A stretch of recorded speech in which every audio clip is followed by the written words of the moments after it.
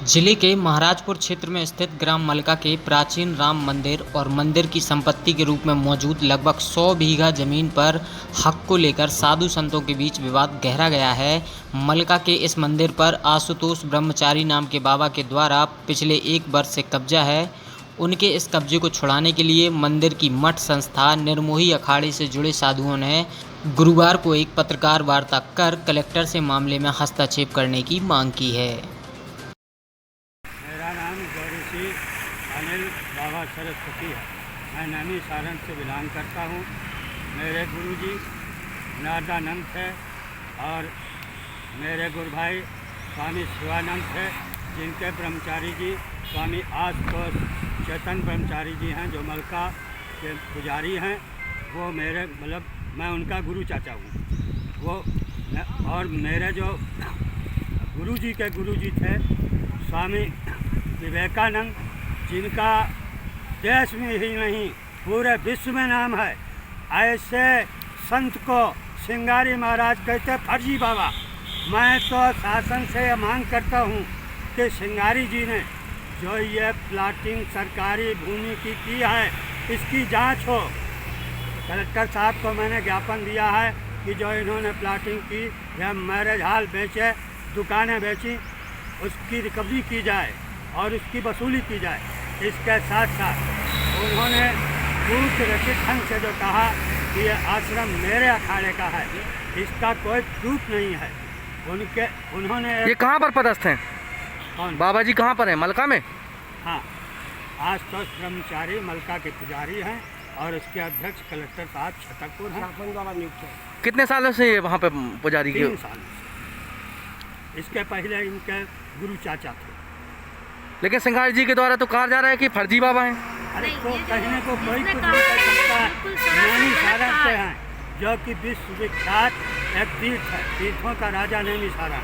तो आज आप लोगों ने आवेदन दिया है, क्या उन्होंने कहा है? उन्होंने क्या कहा? उन्होंने यही कहा जांच पड़ताल करके आगे की कार्रवाई की जाएगी और फिर बताया जाएगा कि कैसा।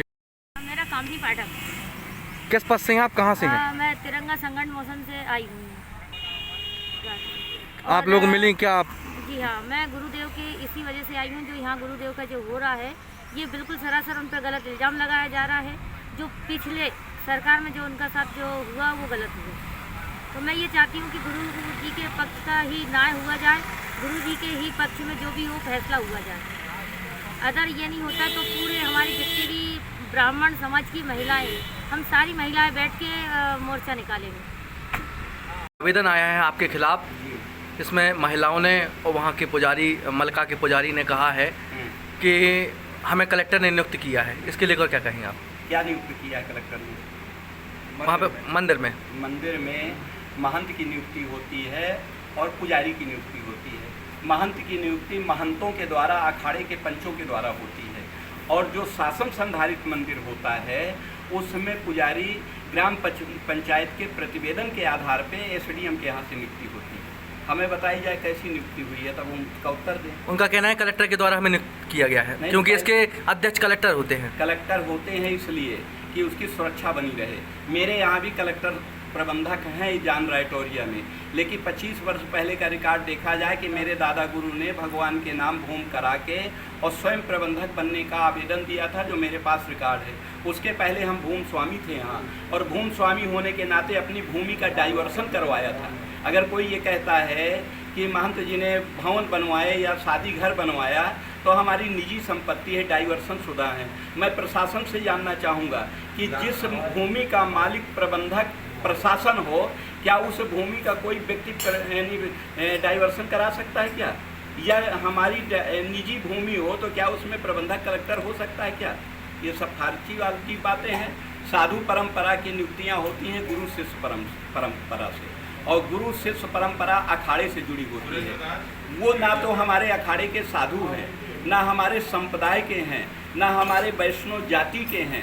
वो कौन हैं, कहाँ के हैं? ना हमारे छतरपुर मंडल के संत के समाज के सदस्य हैं। और भोपाल के एक संगठन ने आवेदन दिया है, उसमें उन्होंने कहा है वालों का यहाँ क्या अधिकार है आने को? पहले वो जांच करें, पहले वहाँ का रिकॉर्ड देखें, शासन से रिकॉर्ड निकालें, हमारे रिकॉर्ड को ना माने। वहाँ उनका कहना है कि आपके द्वारा दुकानें बनाई गई हैं, आपके द्वारा मैरिज हॉल संचालित किया जा रहा है। पूरा छतरपुर देख रहा है। ऐसे संगठन जो यहाँ और 5-5 लाख रुपए और 3-3 लाख की पगड़ी लेकर के दुकानें दी जा रही हैं। बिल्कुल बिल्कुल 2 लाख 3 लाख 5 लाख बिल्कुल सत्य है, और उसका ऑडिट होता है, उसका रिकॉर्ड है, लेकिन उसका मालिक कौन है? निर्मोही अखाड़ा, श्री पंच रामानंदी निर्मोही अखाड़ा। हमारे पंचों की बैठक होती है और उसका रिकॉर्ड बनता है, और 1 साल पूरा होने के बाद उसका ऑडिट होता है। हम अखाड़े को अपना आय व्यय का ब्यौरा देते हैं, शासन को नहीं देते हैं। प्रबंधक शासन दर्ज होना ये अच्छी बात है, इसलिए कि मंदिरों की सुरक्षा बनी रहे, मंदिर की संपत्ति का कोई खुर्द-बुर्द ना कर सके। आपके द्वारा कहा गया था कि फर्जी बाबा हैं, कैसे फर्जी बाबा हैं? मैं इसलिए फर्जी कह रहा हूँ कि हमारे संप्रदाय में, वैष्णव संप्रदाय में जो साधु होता है उसका अखाड़े से परंपरा का रिकॉर्ड होता है, अखाड़े से प्रमाण पत्र होता है, और अखाड़े के अंतर्गत उसको महंताई दी जाती है। जो यहाँ मलका अखाड़ा मंदिर राम जानकी में ना तो हमारे पंचों के द्वारा उनको अधिकृत किया गया, ना हमारे मंडल के संतों द्वारा कंठी चादर देके महंत बनाया गया, ना वो हमारे वैष्णव संप्रदाय के साधु हैं, ना वो हमारी परंपरा में हैं। इसलिए मैं फर्जी कहता हूँ, और मैं फर्जी कहता हूँ तो हमारे वैष्णव अखाड़े की परंपरा का यदि स्थान है तो मेरे पास प्रमाण है 5 पीढ़ी का, और वो कहते हैं कि मैं रीगल हूँ, परंपरागत हूँ, तो वो भी अपना रिकॉर्ड प्रस्तुत करें, इसमें विरोध कर। तो वहीं उनका ये भी कहना है कि महंत जी के द्वारा सरकारी ज़मीनों पर कब्जा कराया जा रहा है और अपना महंताना गलत कह रहा है, बेवकूफ़ है, नालायक है। इसलिए बेवकूफ़ और नालायक कहता हूँ कि किसी की उत्पत्ति की जानकारी है उसको न हो और मनमानी बकने लगे तो उसको क्या कहेंगे आप?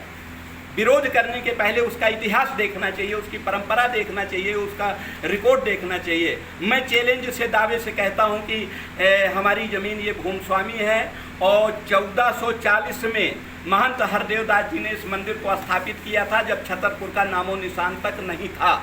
महंत हरदेव दास जी के बाद उनके शिष्य निर्भय दास जी थे, निर्भय दास जी के बाद उनके शिष्य परमानंद जी थे। परमानंद जी ने 1601 में तालाब खुदवाया और उस पानी से गढ़ी किला जैसा मंदिर बनाया।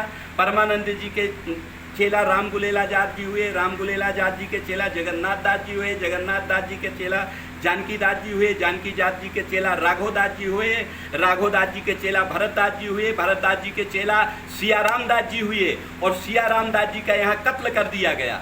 जब उनका कत्ल हो गया तो हमारा एक मंदिर है संकट मोचन, वहाँ महाराज हमारे प्रयागदास जी महंत थे, उन्होंने इस मंदिर को अपने अंडर में लेके, और यहाँ भी भूमि स्वामी थे और वहाँ भी भूमि स्वामी थे, और सन 72 में उन्होंने एक आवेदन कलेक्टर को दिया कि मैं जिस भूमि का भूमि स्वामी हूँ, जो भूमि मेरे स्वामित्व की है, मैं ये चाहता हूँ कि ये भूमि का स्वामित्व भगवान को दे दिया जाए और मुझ महंत को इसका प्रबंधक बना दिया जाए। तो प्रबंधक महंत अपने लिए बनाया, बाद में कलेक्टर प्रबंधक दर्ज हो गया तो वो रिकॉर्ड है, संशोधन हो जाता है।